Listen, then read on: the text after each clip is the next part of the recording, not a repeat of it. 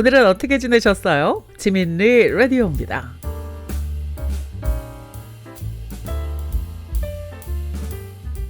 월요일, 월요병, 먼데이 블루스라는 말도 있지만 사실 피곤하기로 치면 육체적으로나 정신적으로나 목요일이 더 피곤합니다. 월요일부터 나흘 동안 연속으로 쉴 새 없이 계속 일하고 있으니까요. 근데 그렇게 치면 금요일이 더 피곤하겠죠. 그런데요. 사람이 정말 기분으로 살잖아요. 금요일에는요. 그래, 오늘 한나절만 버티면 주말이다. 이런 생각을 하고 있어서 목요일처럼 피곤하지 않답니다. 이 피곤한 목요일 어떻게 지내고 계신가요? 어떻게 지난 나흘 동안 스트레스 받는 일들 있었나요? 일도 스트레스가 될 때가 있고 사람이 스트레스가 될 때도 있죠. 요즘에 여성들이 일상 속에서 겪고 있는 스트레스에 대한 이야기부터 오늘 시작하겠습니다. Talker Research라는 회사에서 새로운 설문조사 결과를 내놨는데요. 이 설문조사는 2,000명 여성을 대상으로 세대별로 골고루 나눠서 진행했습니다. 그런데 2,000명 여성 중에 무려 73%의 여성들이 나 자신만의 스트레스뿐만 아니라 친구나 가족들의 스트레스까지 내가 짊어지고 있다라고 대답했습니다. 그들의 걱정을 단순히 옆에서 같이 걱정해주는 걸 넘어서 공감하고 해결하려고 애쓰는 감정 노동을 같이 하고 있다는 겁니다. 게다가 이렇게 가족이나 친구들의 일 때문에 스트레스를 받으면서도 정작 자신의 스트레스에 대해서 주변에 솔직하게 털어놓는 여성은 18%밖에 되지 않았고요. 무려 52%는 그래, 나는 괜찮아, 괜찮은 척하면서 속으로 혼자 사귀고 있답니다.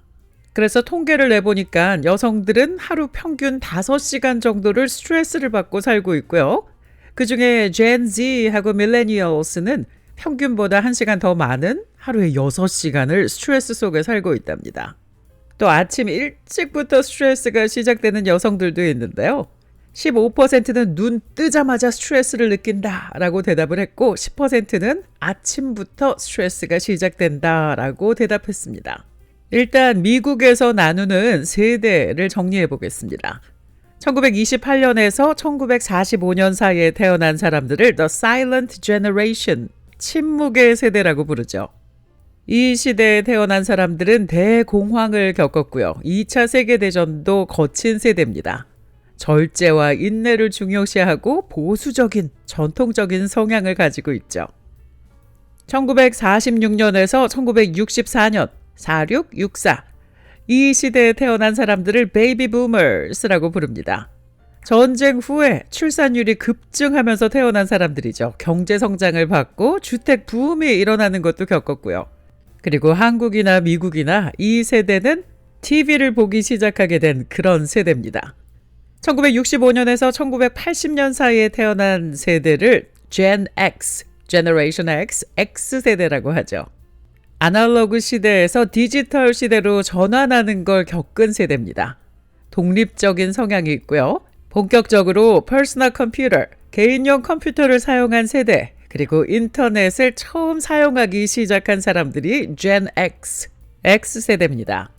그리고 1981년에서 1996년 사이에 태어난 세대를 Millennials라고 하죠. 아날로그에서 디지털로 바뀐 이후에 태어난 세대입니다. 그러니까 스마트폰이나 소셜미디어 이런 거에 너무 친숙한 세대죠. 그리고 1997년에서 2012년 사이에 태어난 세대들이 바로 지금 젊은이들, Generation Z, Gen Z라고 부르죠. 그리고 2013년 이후에 태어난 세대가 Generation Alpha입니다. Gen Z들하고 또 다르게 이 Gen Alpha들은 갓난아기 때부터 스마트폰과 태블릿을 그냥 가지고 사는 그런 세대, AI가 너무 친숙한 세대입니다. 세대 정리를 이렇게 해봤고요. 그래서 다시 스트레스 얘기로 돌아가 보면 Gen Z 나이가 지금 13살에서 28살 정도가 되죠. 이 나이대 여성 중에 37%는 직장 문제 때문에 스트레스를 받는다. 그리고 연애하면서 19%가 스트레스 너무 많이 받는다라고 대답을 했습니다. 밀레니얼스는 지금 29살에서 44살 정도 되는데요. 이 세대가 느끼는 가장 큰 스트레스는 전화 통화하는 거랍니다. 전화를 말로 하는 것보다는 그냥 글씨로 왔다 갔다 하는 게 훨씬 편한 거죠. 그런가 하면 Gen X는 45살에서 60세까지인데요. 자신의 건강 문제 때문에 스트레스를 많이 받는다고 대답했습니다. 그리고 베이비 부머스 61세에서 79세 사이의 사람들은 뉴스를 볼 때 너무너무 스트레스를 받는다라고 대답을 했는데요. 스트레스 받는 거 좋지 않잖아요. 건강에 전반적으로 영향을 미치게 됩니다. 44%의 여성들은 스트레스 때문에 잠을 잘 못 자고 있다. 34%는 일할 때 집중할 수가 없다. 21%는 소화불량이 생긴다. 그리고 15%는 스트레스 때문에 배에 가스가 차고 변비가 생긴다고 대답을 했습니다. Gut health and stress are like gasoline and fire 라고 의사가 얘기를 하는데요. Gut health, 장 건강이죠. 장 건강하고 스트레스는 gasoline and fire, 휘발유하고 불 같다. 스트레스가 생기면 장에 문제가 생기고 장에 문제가 생기면 또 스트레스를 받고 악순환이 반복되는 겁니다. 그래서 여성들이 나름대로 스트레스를 해소하기 위한 방법도 찾고는 있는데요. 36%가 혼자 있는 게 스트레스 푸는 방법이다. 35%는 산책하면 좋다고 대답을 했고요. 30%는 혼자 있는 시간을 찾기 위해서 샤워를 오랫동안 한다고 대답했습니다. 또 다른 30%의 여성들은 잠을 잘 자면 그래도 스트레스가 풀린다. 그리고 27%의 여성들은 반려동물하고 시간을 보내면 스트레스가 풀린다고 대답했는데요.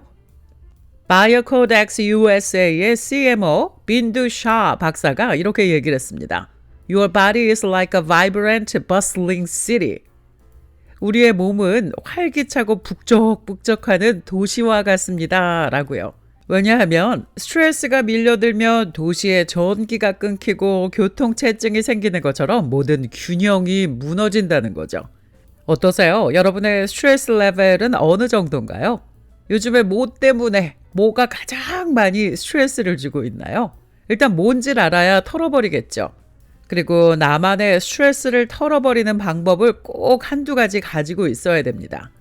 이 응답자들이 자신의 스트레스를 음악으로 표현한다면 어떤 곡이 어울릴까요? 라고 물어봤더니 링킨 파크의 Numb, 무감각, 코인과 데이빗 보위가 같이 부른 Under Pressure, 또 21 Pilots의 Stressed Out, 테일러 스위프트의 Shake It Off, 털어버리자, The Beatles의 I'm So Tired, 그리고 브리트니 스피어스의 Toxic 같은 곡들을 뽑았습니다. 여러분은 어떠세요? 여러분의 지금 스트레스를 음악으로 표현한다면 어떤 곡이 어울릴까요? 잔잔한 음악 한 곡 듣겠습니다.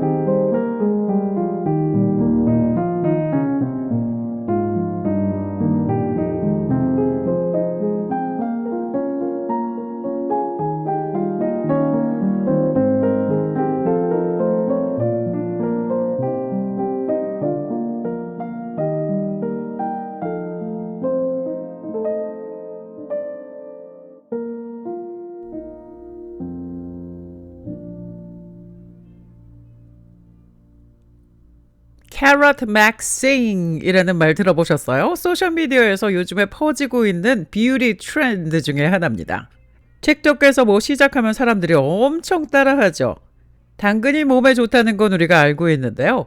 이 당근을 많이 먹는 트렌드는 피부를 좋게 하기 위해서 먹는 게 아니라 이제 여름이 다가오니까 피부를 자연스러운 갈색으로 만들려고 당근들을 먹는데요. 그런데 자연스러운 갈색으로 변하는 게 아니라 피부가 정말 당근색으로, 주황색으로 변하기도 하고요. 심지어는 응급실에 실려가는 여성도 있었습니다. 소셜미디어에서 시드니 페이스라는 이름을 사용하고 있는 한 여성이 Fake tan has become too expensive. Time to start carrot maxing. 바르는 태닝이 너무 비싸지니까 이제부터는 캐럿 맥싱을 할 겁니다. 라고 글을 올렸고요. 매일매일 캔에 들어있는 당근 6캔 그리고 닥터페퍼 한 병을 먹는 모습을 본인의 X에 올렸습니다. 그런데 9일째가 되는 날 이렇게 업데이트를 했어요. Carrot maxing sent me to the ER. 9일째 되는 날 응급실에 갔답니다.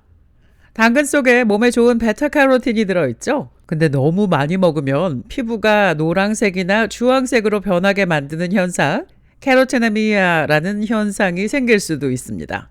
근데 그렇다고 해서 응급실까지 갈 상황은 아닌데요. 이 틱톡에서 캐럿 맥싱 할 때는 그냥 간편하게 캔에 들어있는 당근을 먹자 이렇게 해서 캔 당근을 먹었기 때문에 문제가 생긴 겁니다. 왜냐? 캔에 들어있는 당근에는 나트륨이 많이 들어있대요. 소금이요. American Heart Association, 미국 심장협회에서는 나트륨은, 소금은 하루에 1500mg 정도, 최대 2300mg 정도 먹는 게 좋다라고 얘기를 하고 있습니다. 그런데 캔 당근을 하루에 6캔 먹으면 5250mg, 2배에서 3배가 넘는 수치죠. 이 여성은 원래 심장에 좀 문제가 있었는데요. 당근에 들어있는 나트륨 때문에 장기에 이상이 생겼답니다. 당근 자체는 건강식품이죠. 섬유질도 많이 들어있고 바이타민 K, 칼슘, 시력에 좋은 항산화제까지 풍부하게 들어있으니까요. 또 당근에 들어있는 캐로티노이드는 몸에 들어가면 비타민 A로 변환되기 때문에 아주 좋습니다. 그러니까 어떤 이유에서든지 당근을 좀 챙겨 먹어야 되겠다라고 생각하신다면 캔에 들어있는 당근이 먹기 간편할 수는 있지만 생당근으로 드시는 게 좋겠습니다. 하얀 피부를 유지하려고 노력들을 많이 하지만 또 여름에는 조금 탄 피부가 건강해 보이기도 하죠. 그래서 페이크 태닝 로션들을 바르기도 하고 스프레이 탠을 하기도 하고요. 그러다 보니까 또 이렇게 당근을 많이 먹어서 피부를 갈색으로 만들자 이런 얘기까지 나오고 있는데요. 뭐든지 적당한 게 좋겠죠. 근데 미국의 비영리 환경 감시 단체 Environmental Working Group, 줄여서 EWG라고 부르는데요. 뉴스에 자주 나와요. 이 EWG에서 최근에 발표한 보고서를 보면 미국에서 판매되고 있는 자외선 차단 제품 2,000개를 분석했더니 무려 80% 가까이가 안정성 그리고 효과 면에서 기준 충족이 안 됐답니다. EWG의 수석 과학 책임자 대행 Dr. David Andrews가 뭐라고 얘기했냐면요. Wearing any sunscreen is much more important and offers better sun protection for your skin than not applying anything. But not all sunscreens are created equal. 어떤 자외선 차단제를 쓰든지 아무것도 안 바르는 것보다는 훨씬 낫습니다. 그런데 모든 자외선 차단제가 똑같이 안전하거나 효과적인 건 아닙니다. 라고 얘기했어요. 그렇다면 우리가 매일 발라야 되는 선스크린이나 선블락 도대체 뭐가 문제일까요? 고를 때 조심해야 될 몇 가지를 알려드릴게요. 첫 번째, 스프레이형이요. 간편하지만 이게 위험합니다. 바르는 것보다 뿌리는 게 뿌리니까 훨씬 편할 수는 있는데요. 숨 쉴 때 이 미세한 입자가 폐에까지 들어간대요. 폐 건강에 위험할 수 있답니다. 산화 아연이나 이산화타이타늄 같은 성분은 피부에 바를 때는 자외선 차단에 아주 효과적이래요. 그런데 뿌리면서 내가 들여 마시면 폐에 축적될 가능성이 있죠. 그게 폐로 갔다가 혈류로도 들어갈 수 있다고 해요. 그러니까 위험합니다. 또 큰 이슈가 됐던 벤젠 문제도 있는데요. 벤젠은 암을 유발하는 물질로 잘 알려져 있죠. 그런데 일부 자외선 차단제 스프레이형 제품에서 이 벤젠이 발견돼서 리콜 사태가 벌어지기도 했습니다. 벤젠에 살짝 노출이 되면 어지러움증이 오고 졸린 현상이 생기고요. 그런데 심할 경우에는 의식을 잃을 수도 있습니다. 또 장기간 벤젠에 노출될 경우에는 골수가 손상되고 빈혈, 심지어 백혈병의 위험도 증가할 수 있다니까 안 좋죠. 칙 뿌리면 되니까 편하기는 해도 분사형, 이 스프레이형 자외선 차단제는 쓰지 않는 게 좋겠습니다.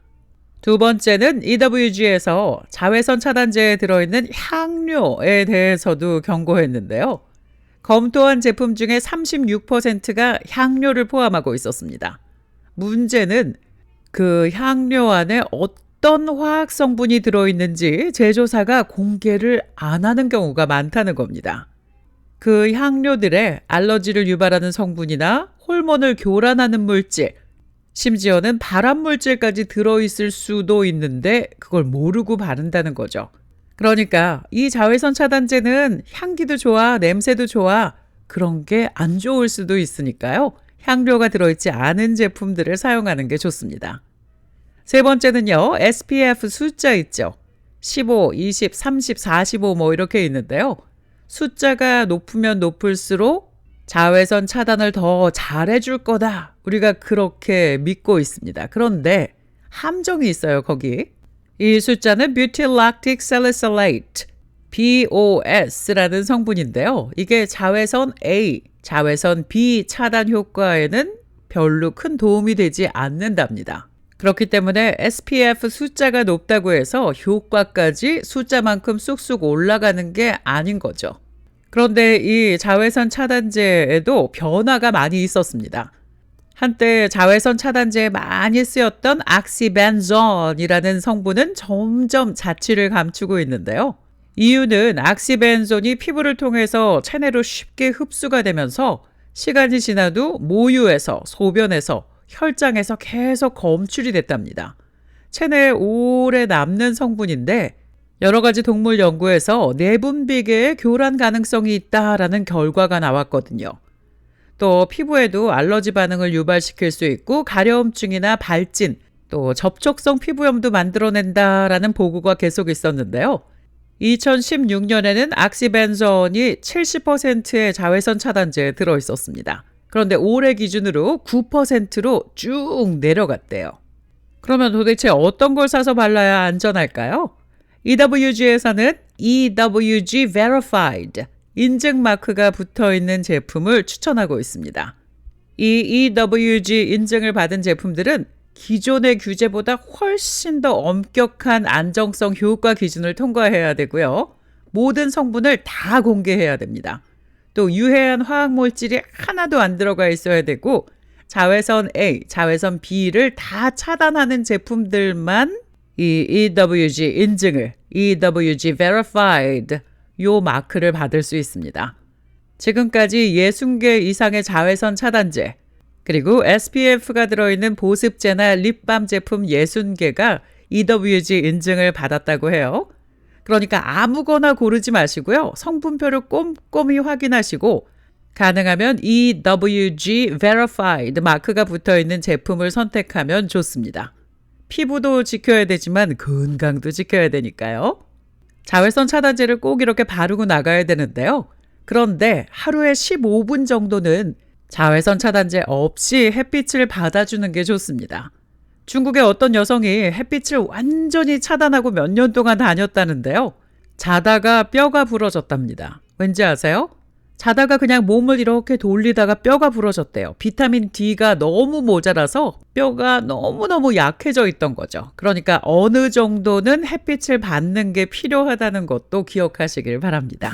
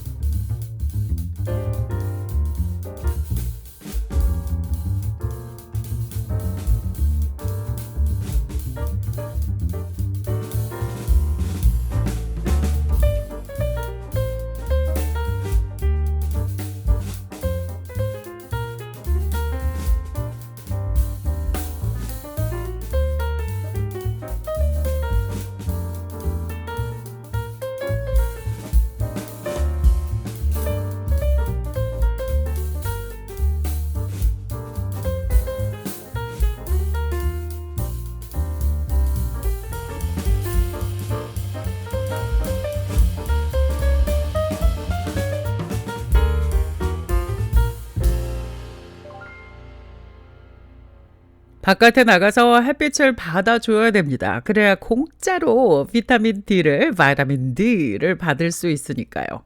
이 바이타민 D가 얼마나 좋으냐? A new study says the fountain of youth might already be in your medicine cabinet. 젊음의 샘물이, 젊음을 유지하는 그 약이 우리 약통 안에 이미 있다라는 아주 흥미로운 이야기가 신문에 실렸습니다. 미국의 대규모로 임상시험을 하는 바이털이라는 회사에서 연구팀이 50세 이상 남녀를 대상으로 5년간 추적 관찰한 연구 결과를 내놨습니다. 그랬더니 바이타민 D 보충제를 꾸준히 섭취한 사람들이 그렇지 않은 사람보다 생물학적으로 3년 더 천천히 노화가 되는 효과를 보였다고 합니다. 근데 사람들이 많이 먹는 오메가3 fatty acid 같은 인기 있는 영양제는 그런 효과가 없었다고 해요. 이 연구 결과는 The American Journal of Clinical Nutrition의 5월 22일자로 발표가 됐습니다. 이 연구에 따르면 바이타민 D가 텔로메어라는 염색체 끝부분에 마모를 늦추는 데 크게 도움을 준다고 해요. 이 텔로메어는 일종의 신발끈 끝에 있는 마감하는 그 캡 같은 역할을 하는데요. 시간이 지나면서 마모됩니다. 누구든지요. 이게 나이가 들면서 시간이 지나면서 마모되면서 암이나 심장질환 그리고 여러 가지 만성질환에 걸릴 위험이 높아진다고 알려져 있습니다. 그런데 이번 연구에서 바이타민 D 보충제를 먹어주면 텔로메어의 길이를 유지할 수 있다. 그 얘기는 노화하고 관련된 질병의 진행을 늦출 수 있다라는 결과가 나온 겁니다. 그럼 어떤 사람이 바이타민 D 보충제를 먹어줘야 되느냐? 특별히 필요한 사람들은 햇볕을 거의 쬐지 못하는 요양원에 살고 있는 사람들, 집에서 나가지 않고 집 안에서만 많이 생활하는 사람들, 또 Crohn's disease나 celiac disease처럼 흡수 장애가 있는 사람들, 또 골다공증을 치료하고 있는 사람들, 그리고 유당불내증 때문에 유제품 섭취가 어려운 사람들은 꼭 바이타민 D 보충제를 먹어주는 게 좋다고 얘기하고 있는데요. 바이타민 D를 보충할 수 있는 음식들도 있기는 있습니다. 연어나 정어리나 참치 같은 지방이 많은 생선, 버섯, 오렌지 주스 이런 게 바이타민 D를 보충할 수 있는 음식이기는 한데요. 그런데 가장 간편하고 돈이 안 드는 방법은 바로 햇빛이죠. 이 연구에서 이렇게 얘기를 하고 있습니다. Going out for a 15-minute walk a few times a week at midday is usually enough sunlight for the skin to synthesize vitamin D. 일주일에 몇 번 정도 낮 12시 전후에서 15분 정도만 산책하는 걸로도 충분하게 바이타민 D를 합성할 수 있다는 겁니다. 그리고 마지막으로 닥터 맨슨이 이렇게 얘기를 했는데요. Keep in mind. 꼭 기억하세요. 뭘 기억하라고 마지막에 얘기했을까요? Keep in mind that taking a supplement will never be a substitute for a healthy diet and healthy lifestyle. 건강보조제는 건강하게 먹는 것과 건강하게 사는 그 생활 습관을 절대로 대체할 수 없습니다. 바이타민 D 보충제로 해결하려고 하지 말고 건강하게 먹고 밖에 나가서 햇빛을 보라는 거죠. 그걸 대체할 수 없다고 얘기했습니다. 결국 서플먼트, 보충제는 보충일 뿐. 밖에 나가서 햇빛 보고 걷고 운동하는 거 그리고 식습관이 가장 중요하다는 얘기겠죠. 근데 정말 내가 지금 부상 중이어서 한동안은 내가 밖에 나가서 걸을 수가 없다. 햇볕을 보러 나갈 수가 없다. 그렇다면 정말 보충제로 바이타민 D 섭취를 한번 고려해 보는 것도 좋겠습니다.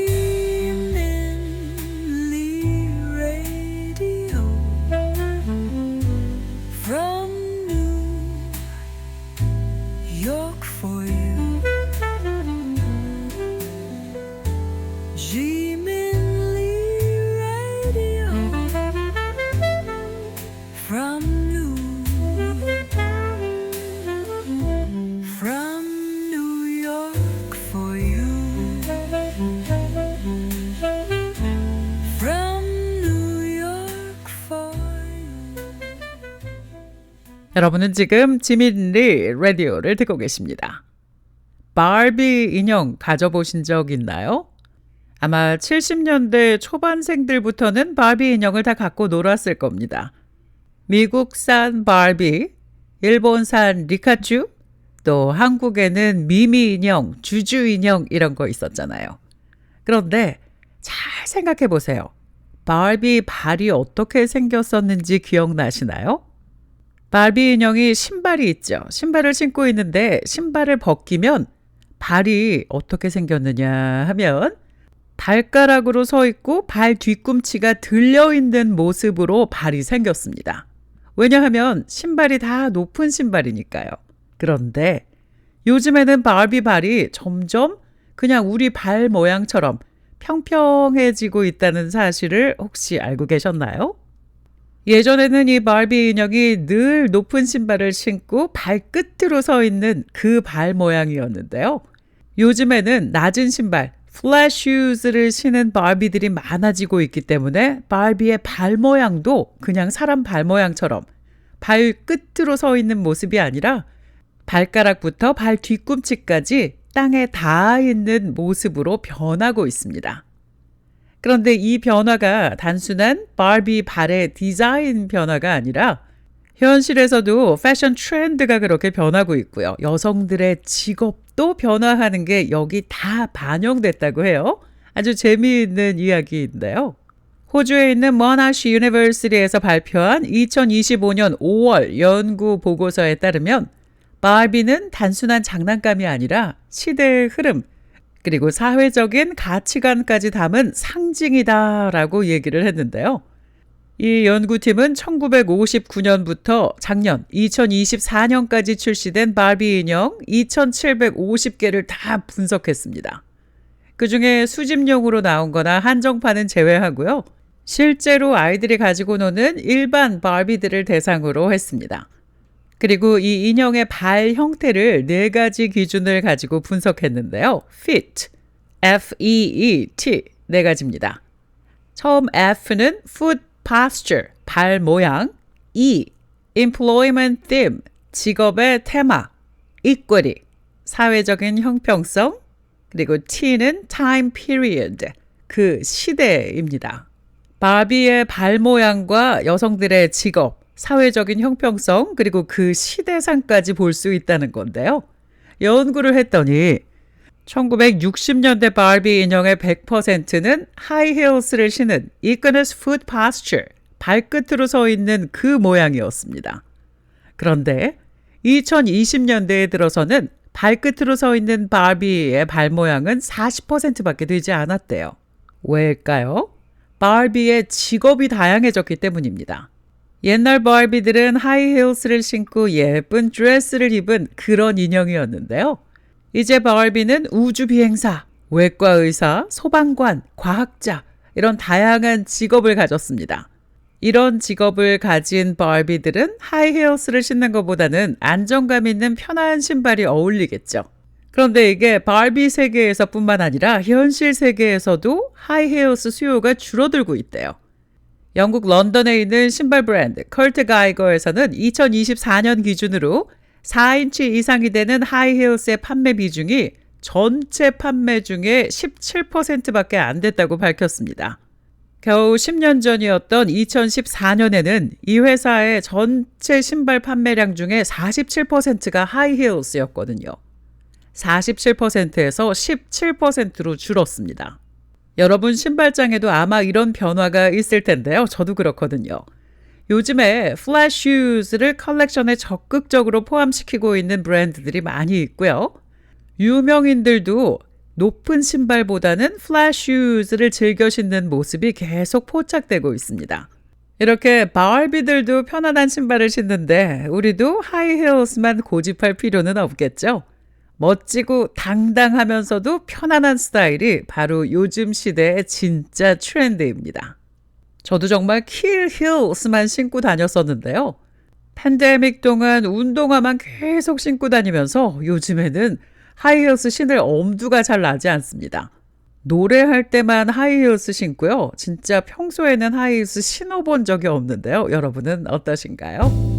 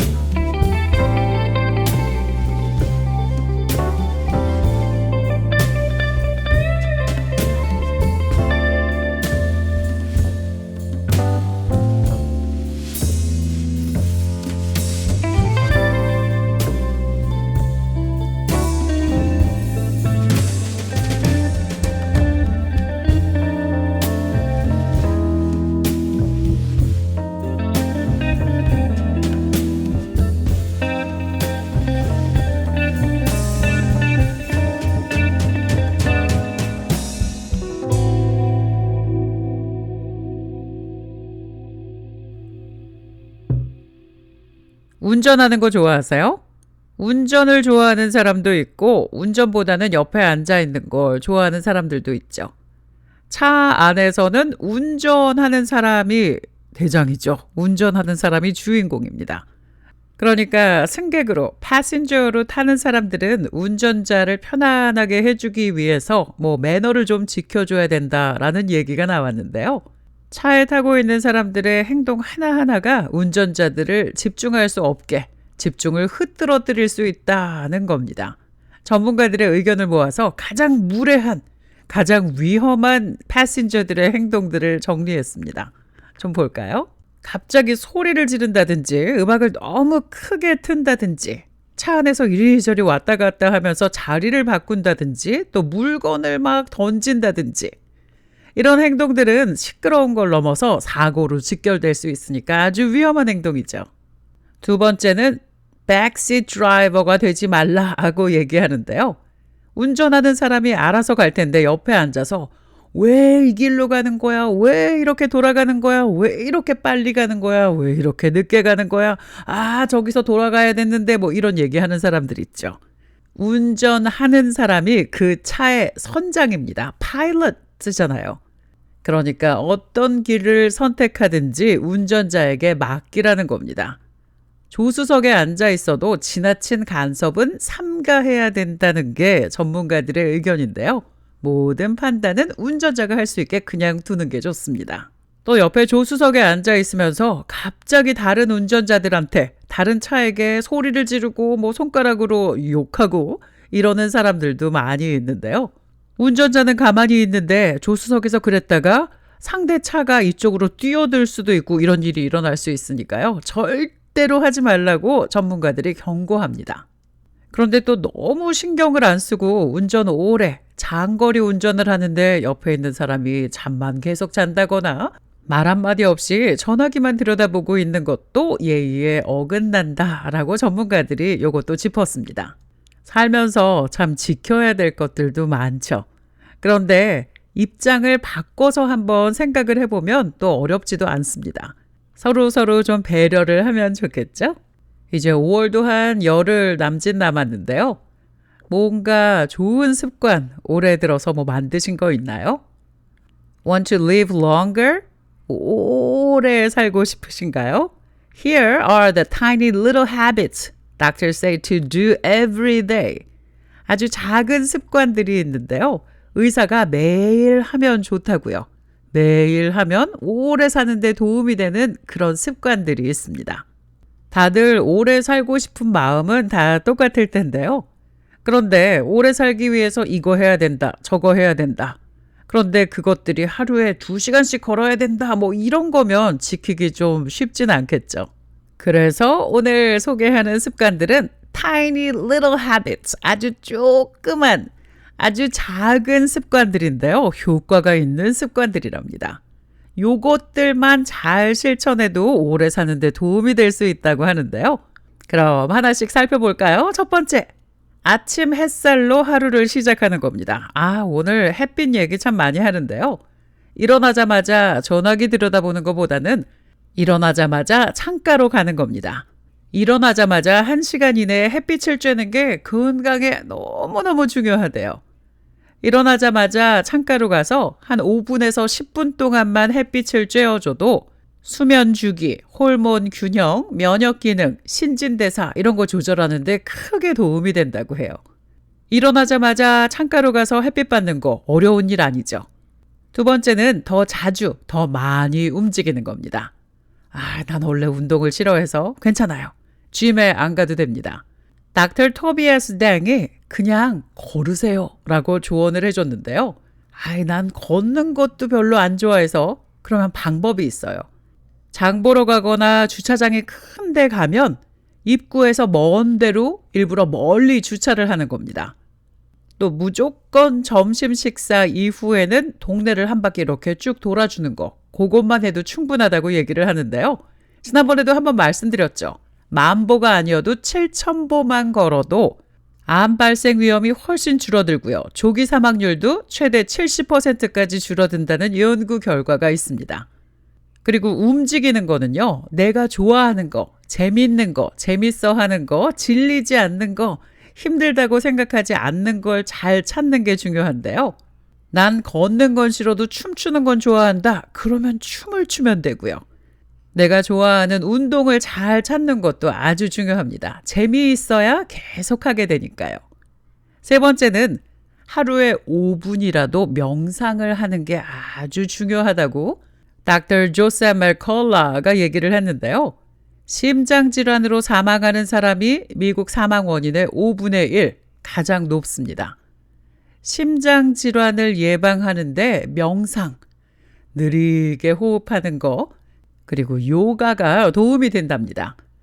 그런데 요가를 특별히 하지 않아도 자기 전에 한 5분 동안만 조용히 눈을 감고 숨을 깊게 쉬는 것만으로도 효과를 볼 수 있대요. 자기 전에 5분 동안 명상하는 거, 이것도 어려운 일 아니죠. 네 번째는 매일 누군가와 대화를 하는 겁니다. 왜냐하면 외로움이 생각보다 무서운 병이거든요. 그래서 전에 US Surgeon General 비벡 머티라는 분이 외로움은 하루에 담배를 15개비 피우는 것과 같다. 그 정도로 해롭다는 얘기를 했습니다. 친구나 가족하고 연락하는 것도 물론이거니와 하루에 우리가 만나는 사람들이 있죠. 커피숍 가서도 만나고 이웃들도 만나고요. 그런 사람들에게 안부를 묻고 인사를 건네는 그런 사소한 순간들도 건강에 도움이 된대요. 이것도 지키는데 어렵지 않겠죠. 다섯 번째는 식단을 바꾸는 건데요. 무리하게 바꾸지 말고 조금씩 바꾸는 겁니다. Dr. 마이클 그레거는 밭에서 나온 음식으로 식단을 만들어라. 그게 장수 비결이다 라고 얘기했습니다. 더 먹어야 되는 건 3가지, 줄여야 되는 거는 2가지인데요.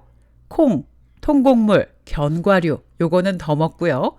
고기나 탄산음료는 줄여라 라고 얘기했습니다. 6번째는 잠을 충분히 푹 자는 것도 장수의 비결입니다. 닥터 플로렌스 커마이트는 잠이 수면을 연장하는 가장 쉬운 방법이라고 얘기를 했는데요. 메이오 클리닉 자료에 따르면 남성의 경우 충분한 수면을 취한 사람은 그렇지 않은 사람보다 평균 5년 더 오래 산다고 해요. 하루에 6시간에서 8시간까지 깊이 잘 자면 면역 체계도 회복되고 전반적으로 컨디션이 좋아진답니다. 잠을 푹 잘 자는 거, 이것도 실천해 볼 수 있겠죠. 7번째는 술 드시는 분들에게는 조금 듣기 싫은 말이겠지만 술, 완전히 금주는 아니지만 조금 드시는 게 좋대요. 어떤 종류의 술이든지 여성은 하루에 1잔, 남성은 하루에 2잔이 건강에 무리가 없답니다.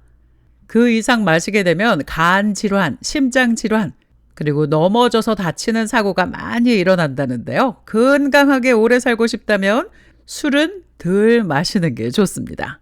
오늘 소개한 이 습관들은 정말 어렵지 않게 우리가 내 습관으로 만들 수 있는 것들인데요.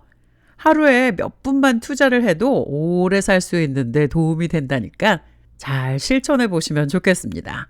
작은 변화들이 쌓여서 내 삶에 놀라운 차이가 생길 수도 있으니까요. 재미있는 기사가 있어서 하나 더 소개하겠습니다. Love ain't cheap. 사랑이 싸지 않습니다. 사랑은 공짜가 아닙니다. Here's where Americans splurge and skimp on first dates. 미국에서 첫 번째 데이트하면서 사람들이 얼마나 돈을 쓰는지 조사 결과가 나왔습니다. 뉴스위크의 보도에 따르면 미국에서 첫 데이트하면서 사람들이 평균 125불 60센트를 쓴대요. 한국 돈으로 하면 한 17만 원 정도 되는 돈이죠. 평균이고요. 지역별로 차이가 좀 있습니다.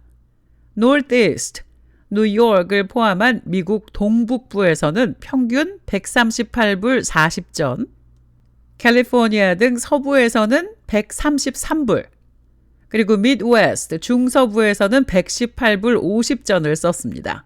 근데 이건 평균이고요. 동북부에 사는 사람들 중에 10%는 첫 데이트할 때 151불에서 200불, 그러니까 많게는 한 28만 원까지도 쓴다는 거죠. 그리고 4%는 300불 넘게 쓴다. 한 42만 원 정도 쓴다라고 대답을 했습니다. 그런데 이 첫 번째 데이트하면서 쓰는 돈이 좀 부담이 된다고 대답한 사람들도 많이 있었는데요. 2023년에 원펄하고 릴로가 공동으로 실시한 설문조사에 따르면 미국인들이 1년간 데이트 비용으로 총 3,025달러 12센트, 한 420만 원을 썼습니다. 그리고 한 번 데이트할 때 평균 189달러가 들었다고 대답을 했는데요. 그러면 이 돈을 누가 내느냐? 27%는 번갈아 가면서 돈을 냈고요. 54%는 남성이 주로 계산을 한다라고 대답을 했습니다. 그리고 12%의 여성도 내가 주로 계산을 한다고 대답을 했는데요. 그렇게 데이트할 때 돈을 많이 쓰는 건 그러면 한 40대쯤 되지 않았을까 이런 생각할 수 있죠. 그런데 Gen Z들이 데이트할 때 돈을 많이 쓴답니다.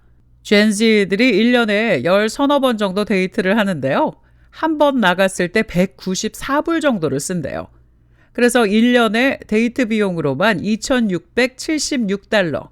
그러니까 한국 돈으로 한 370만 원 정도를 쓰는데요. Gen Z의 46%가 데이트하는데 돈이 너무 많이 들어서 조금 압박감을 느낀다고 대답을 하기도 했습니다. 첫인상을 좋게 심어주기 위해서 돈을 많이 쓰는 사람들도 있지만 적당한 선을 좀 만드는 게 좋겠죠. 게다가 요즘 물가도 너무 많이 올라서 여러 가지 지출들을 줄이고 있는데요. 응답자의 37%가 올해는 데이트 횟수를 줄이겠다라고 대답을 했고요.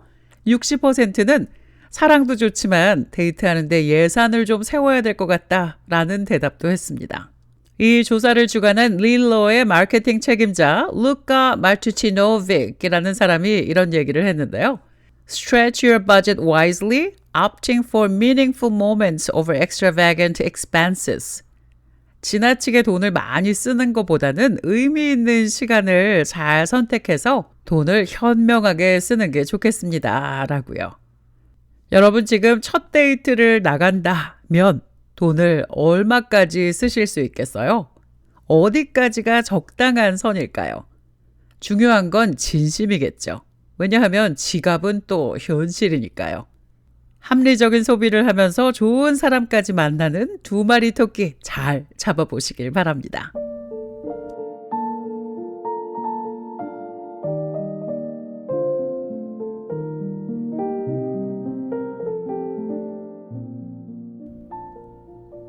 이번 금요일 저녁 혹은 토요일 저녁에 혹시 데이트 계획 있으신가요? 분위기 좋은 데 가서 좋은 거 먹는 데이트도 좋지만 또 가끔은 푸드코트나 푸드트럭스 그리고 진짜 저렴한 맛집 같은 데 가서 새로운 걸 먹어보는 경험을 같이 하는 것도 좋겠죠. 지난번에 맨하튼 32가의 코리아타운에 갔다가 한국에서 파는 한국 핫도그 있죠. 도깨비 방망이만한 핫도그 파는 데를 지나서 갔습니다. TV로만 보고 한 번도 못 먹어본 한국식 핫도그. 그리고 그 옆에 탕후루도 팔더라고요. 그 두 가지 한 번도 못 먹어봤는데요. 이런 거 먹으면서 데이트를 해도 좋겠다는 생각이 들었습니다. 계획을 좀 세워봐야 되겠죠?